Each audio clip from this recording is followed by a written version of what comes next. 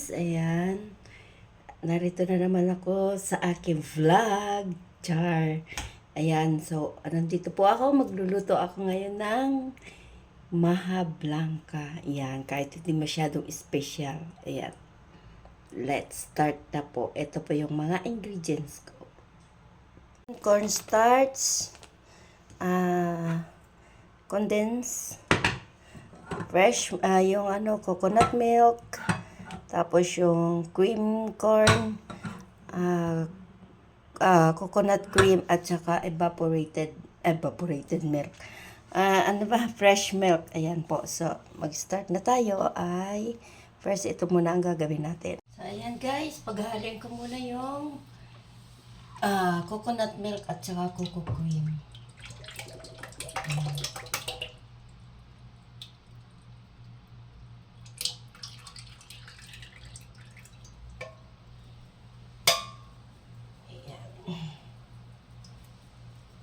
Then, pakukuluan.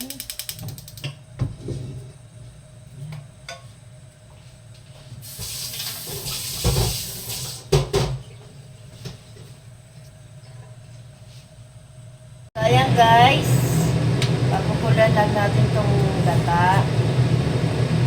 Ayan.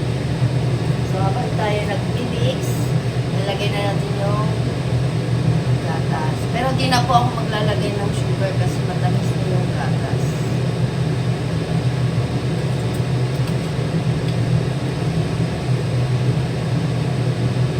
Mix-mix lang natin. Next, yung yung cream of mushroom. Cream of corn. Ano ba? Mushroom daw eh. Mix lang po. Next guys, ito, yung cornstarch at saka yung fresh milk ay halo natin.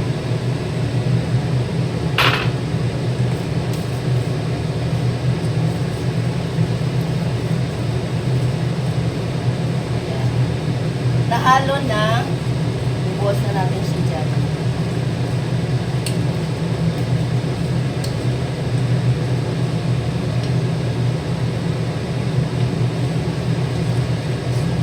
Make sure na walang buo-buo.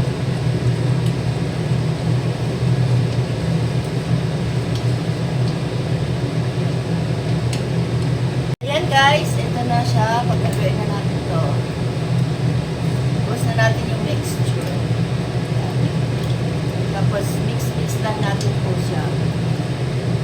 Hanggang sa makuha natin yung consistency ng yung lapot niya. So, ayan guys, ito na siya, yung malapot na siya, ito na siya guys. Tapos, pagka ganyan na siya guys, pwede na natin siya isalin sa lalagyan natin. Ayan. Isalin na natin siya. Luto na to. Ganun lang po kadali maggawa ng maha blanca. Ayan, di na ako nag-add ng sugar kasi matamis na. Sakto lang yung tamis sa akin. Pero, depende po sa inyo kung gusto nyo ng matamis na matamis. Yan. Sakto na. Yan. Wala akong lalagyanan guys. So, ito na lang lalagyanan.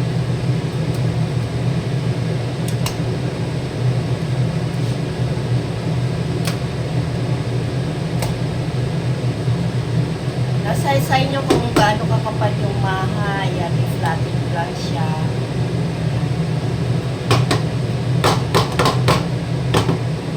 Yan.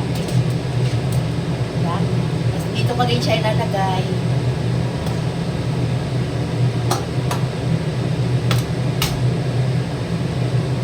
Guys, ito na yung aking nagawang maha. Ayan, ang dami. 2 mangkok. Tapos yan. At saka ito. Pero masarap po sana kung mayroong cheese. Kayo na pong bahala kasi wala akong cheese. So, eto na siya. Ayan. Thank you for watching guys. Ayan, ipi-fridge ko na siya for 1 hour. Pwede na siya makakain. Pero hindi na ako kakain kasi gabi na. Thank you for watching guys. A few minutes later. Guys, ito na nga pala yung aking mahang ginawa. So, ito, titikman na natin siya. kung okay, pero okay na yan kahit walang cheese, o di ba? Ay, napaka-soft niya. Di ba? Ayan guys, sarap. Tama-tama lang yung tamis kasi hindi ko na siya nilagyan ng asukal. Bale yung nagbigay lang yung tamis na yung condensed milk. So, ito na. Perfect. Thank you for watching, guys.